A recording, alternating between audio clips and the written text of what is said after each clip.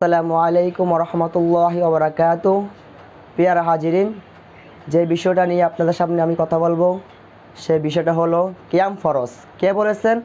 আমাদের মধ্যে একজন শাইখ, মাওলানা শেখ আহমদুল্লাহ, উনি নিজের মুখে বলেছেন কিয়াম ফরজ।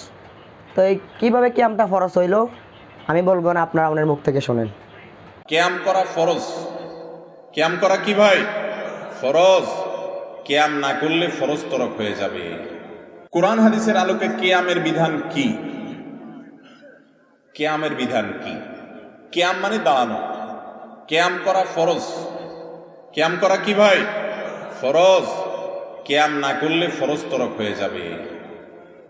আল্লাহ তাআলা বলেছেন, ওয়াকুমু লিল্লাহি কানিতিন।